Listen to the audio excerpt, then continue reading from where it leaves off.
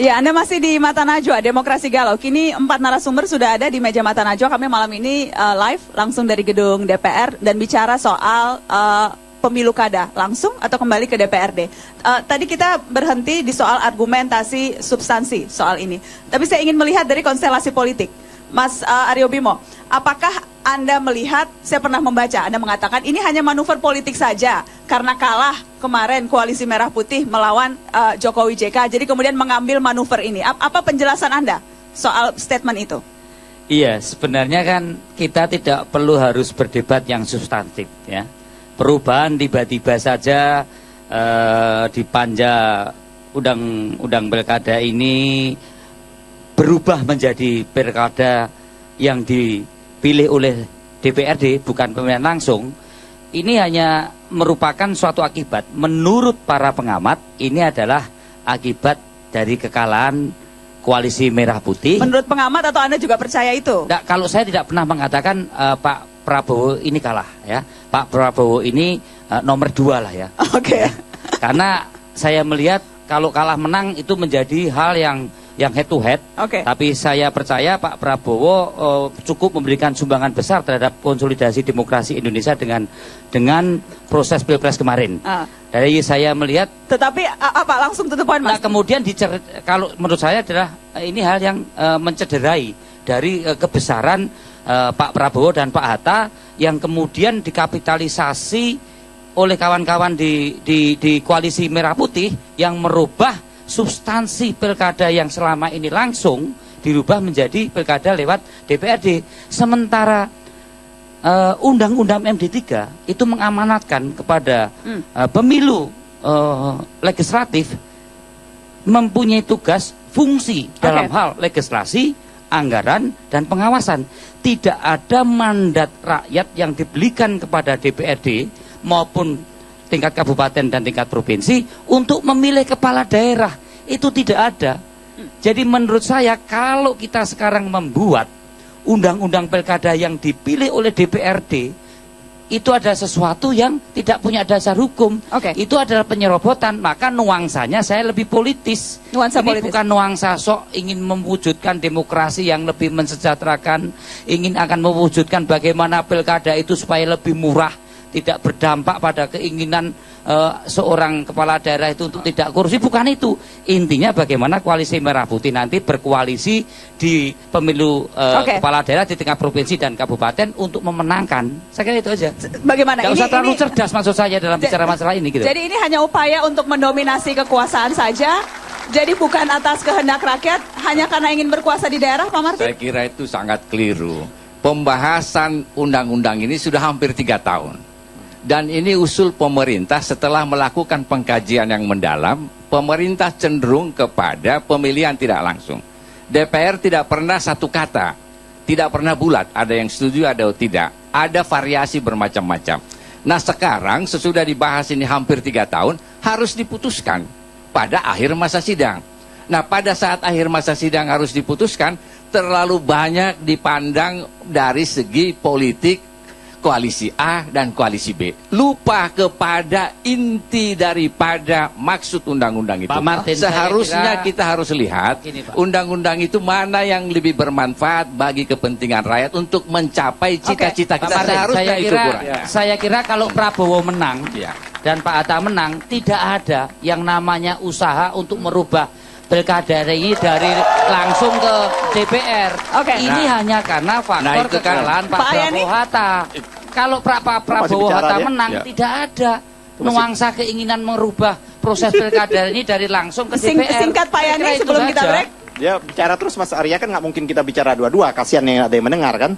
Singkat sebelum saya break Pak Yani. Menurut kami kalau P3 itu sejak tahun 2012 bersamaan dengan yang namanya Kementerian Dalam Negeri, Mahkamah Konstitusi dan KPU, kita juga melakukan kajian.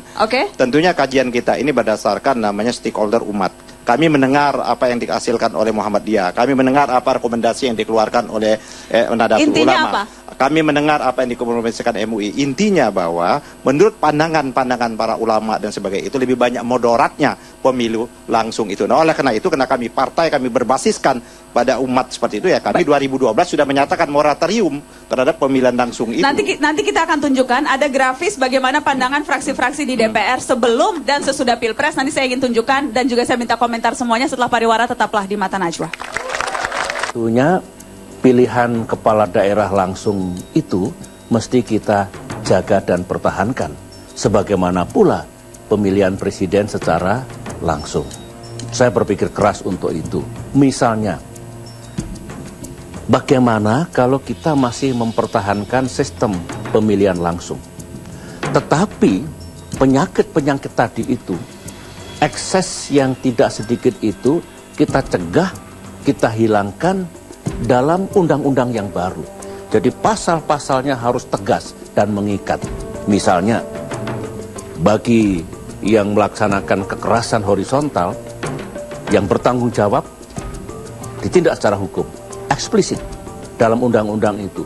Membiarkan saja konstituennya, pendukungnya, ngamuk, marah, membakar, dia kena secara hukum. Ya, itu dia tanggapan Susilo Bambang Yudhoyono selaku Ketua Umum Partai Demokrat. Saya ingin tunjukkan pandangan fraksi-fraksi sebelum dan sesudah Pilpres. Kita akan tunjukkan grafisnya di sini dan memang bisa terlihat Pak Ahmad Yani kalau kita membaca dan menelisik apa yang menjadi pandangan fraksi, peta politiknya, itu pada Mei 2014 rata-rata semuanya itu maunya langsung setelah Pilpres, baru kemudian berubah menjadi kembali ke DPRD. Jadi apa yang membuat balik badan seperti ini ya? Pak Martin, Anda mau menanggapi? Ya, saya lihat Kementerian Dalam Negeri setelah mengkaji, mengusulkan agar kita kembali kepada pemilihan tidak langsung. Presidennya, pemimpinnya itu adalah Bapak SBY. Kemudian Partai Demokrat itu sangat konsisten, lihat tadi itu. Dari sejak awal setuju pada pemilihan tidak langsung. Ketua umumnya juga adalah Bapak SBY. Pemilihan langsung tadi, Pak? Tidak, pemilihan tidak langsung. Itu Demokrat tadi, sama-sama dengan P3. Nah, ketua umumnya juga Bapak SBY. Sekarang Bapak SBY pribadi pendapatnya adalah langsung.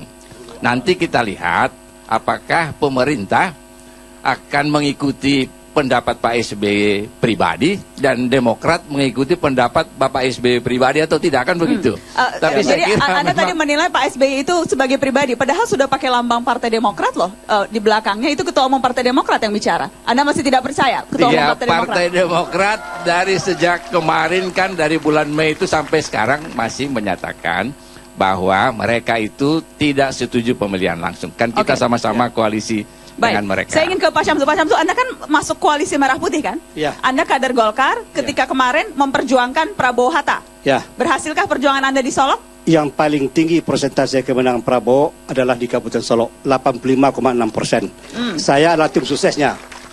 Kemudian saya tambahkan, saya juga adalah 2 kali menjadi ketua DPRD di kota Sawalunto. Kota yang berbeda dengan saya menjadi wali kota dan bupati. Kemudian saya dilahirkan dari Partai Golkar yang ketika itu belum berkoalisi. Tetapi kenapa sekarang pasca pemilihan presiden dibentuk koalisi Merah Putih hanya berdasarkan hal-hal yang bersifat emosional. Ketika kita merancang sebuah produk hukum yang didasarkan kepada unsur emosi, maka yang hancur adalah rakyat kita sendiri. Rakyat kita sendiri. Kenapa Anda menilai ini unsur emosional? Tadi argumentasinya ilmiah semua. Iya, itu kan apa? Berargumentasi boleh. Tetapi saya selaku pelaku langsung di lapangan melihat konstelasi politik di tingkat nasional kurang memperhatikan kepedulian terhadap aspirasi rakyat. Yang kita butuhkan sekarang adalah bagaimana regulasi yang dibuat itu betul-betul jangan mundur. Kalau hari yang masa lalu sama dengan hari ini, kita termasuk orang yang merugi. Kita sudah maju dalam berdemokrasi. Kenapa harus kita mundurkan kembali menjadi pemilihan anggota dewan? Ryan? Pemilihan langsung atau tidak pemilihan langsung itu bagian dari demokrasi. Tidak ada kata mundur seperti itu. Tadi implikasinya cukup banyak juga, bahwa konflik di bawah akibat pemilu langsung itu cukup banyak, saya kira. Papua terjadi bakar-membakar, di tempat saya juga terjadi seperti itu.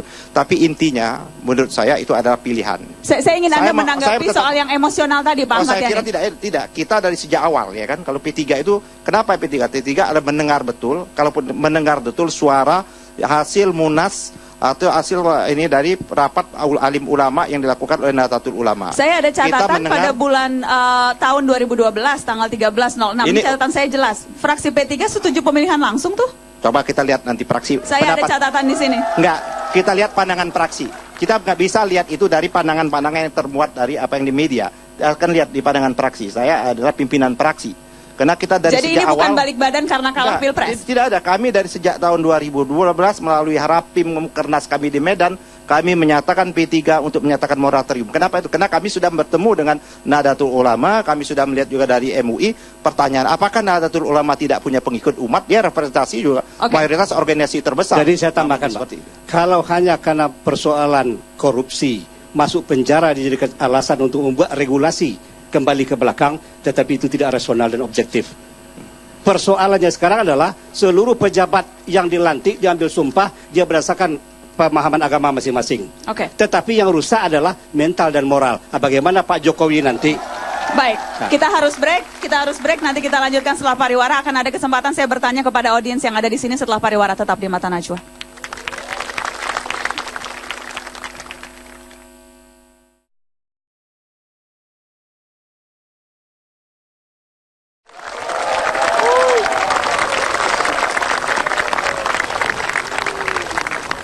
Anda masih di Mata Najwa. Saya ingin kasih kesempatan ke audiens yang malam hari ini ada di gedung DPR. Mereka datang sukarela. Saya buka kesempatan ke satu orang. Silakan singkat.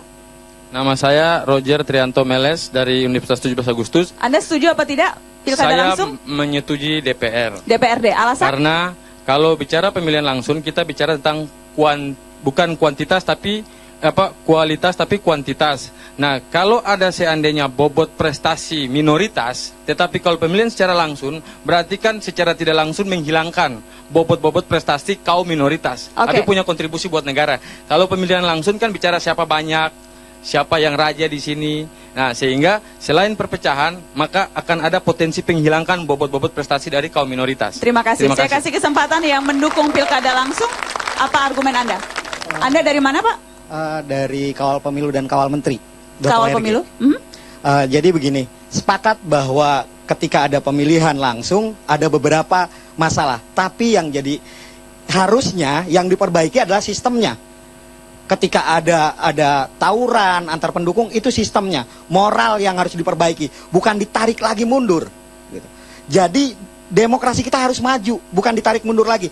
Dan ini artinya kawan-kawan di DPR, bapak-bapak di DPR mau mengungkung hak konstitusional rakyat Indonesia. Itu aja. Terima kasih. Tanggapan Anda, Mas Arya Bima?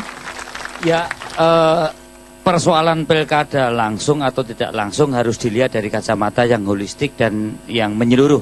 Bahwa ini bukan persoalan Jokowi, Yusuf Kala atau Prabowo dan Hatta atau koalisi merah putih atau koalisi rakyat. Ini persoalan bangsa yang bagaimana kita harus secara jernih membangun proses demokrasi ini yang terus menerus kita perbaiki. Saya tidak menafikan adanya kekurangan-kekurangan di dalam pilkada langsung, tapi bukan berarti kemudian dianulir, hak rakyat diambil, dikembalikan ke DPR.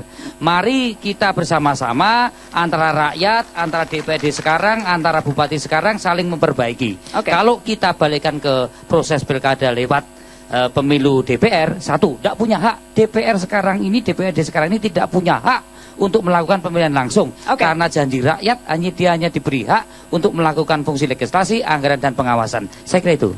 Pak Martin. Nah, saya kira ini kan perdebatan ini adalah memberi pencerahan pada kita. Jangan kita ikuti kepada kompetisi partai-partai, tapi kita lihat mana yang lebih banyak manfaatnya bagi rakyat. Itu kepentingan kita. Mana yang lebih mensejahterakan rakyat. Nah, kalau saya lihat, apapun nanti keputusan DPR menetapkan langsung atau tidak langsung, kita harus taat pada putusan DPR. Kalau masih kurang, masuklah nanti ke Mahkamah Konstitusi. Tapi yang jelas DPR ataupun partai-partai, baik koalisi Merah Putih maupun koalisi Ibu Megawati, semuanya berpikiran bagaimana mensejahterakan rakyat. Cuma caranya jadi tidak ada karena kompetisi melihat, atau kurang legowo, bukan karena itu alasannya ya, Pak? Ya bukan, ini mana yang menguntungkan pada kepentingan rakyat. Misalnya seperti saudara Jokowi Ahok, ada juga wali kota Bandung, itu diusung oleh Gerindra tanpa uang 1 sen pun. Jadi jangan terus mencurigai partai ini kalau kembali kepada pilkada tidak langsung seolah-olah semua jahat. Tidak. Ada kecenderungan partai ini mau memperbaiki bangsa ini. Betulkah itu? Betul. Jokowi Ahok saya kasih kesempatan Pak, karena kalau kita bicara partai rasanya sulit untuk menarik nafas lega ya bicara partai. Saya kira dua hal betul yang harus sekaligus memperbaiki. Sistem kepartaian kita juga betul. Sistem kepartaian kita harus kita perbaiki dari hari ke hari harus diperbaiki. Saya setuju. Karena sistem rekrutmen kepartaian itu betul. Dari hari ke hari ya kita, tapi juga tidak boleh dengan seperti itu kita menghujat seolah-olah kalau dari partai itu semuanya busuk, semua itu juga tidak boleh. Nah, oleh karena itu ini ada pilihan. Ini kan ada pilihan-pilihan politik. Memilih melalui DPRD, melalui langsung, saya kira semuanya ada baik dan ada mudorotnya. Ini tinggal pilihan. Kalau nanti DPRD yang tidak boleh itu memaksakan kehendak, itu yang tidak boleh. Kalau tidak memilih secara langsung, rakyat akan membakar. Ya rakyat mana yang membakar? Itu juga provokasi itu. Negara kita ada negara konstitusi. Ini sudah mulai memprovokasi. Saya ingin mengatakan. Baik, siapa yang Anda bilang memprovokasi? Ya itu yang mulai itu. Tangkap saja sama polisi. Itu yang mengatakan kalau DPRD memutuskan tangkap orang seperti itu. Saya sudah harus closing kesempatan ke Anda Pak Bupati. Yang memprovokasi bukan para bupati kan? Dari tadi sudah dikatakan fungsi DPD adalah fungsi legislasi, fungsi budget dan fungsi pengawasan. Tidak ada fungsi eksekutor. Kalau dia memilih berarti dia eksekutor. Maka jangan ditambahkan fungsi DPRD sementara fungsi yang ada tidak dijalankan dengan baik, ditambah lagi dengan selaku eksekutor. Waktunya sudah habis. Waktunya sudah habis Pak Martin. Tentang pilkada. Sudah habis ya. Waktunya sudah habis. Kalau ditetapkan oleh DPR, mari kita berlanjut. Dipilih oleh DPRD. Makanya kita meminta. Mari kita berlanjut di gedung sebelah. Makanya kita di gedung belakang. Bagaimana Mata Pak Najwa SBY sudah harus berakhir. Bagaimana Pak SBY mengakhiri masa jabatannya, tinggalkan yang terbaik untuk rakyat Indonesia. Kita akan tunggu. Terima kasih banyak sudah hadir di Mata Najwa malam hari ini. Terima kasih banyak teman-teman sudah hadir. Mari kita berikan tepuk tangan untuk semua yang ada di sini. Selamat malam.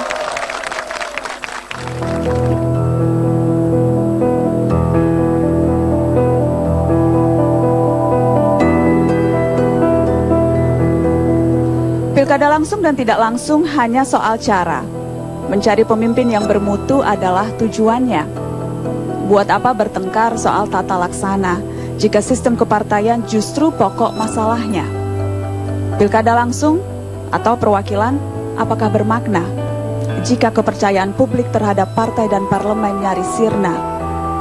Partai seharusnya elemen penting demokrasi, kini dicibir sinis dan seolah kalah legitimasi.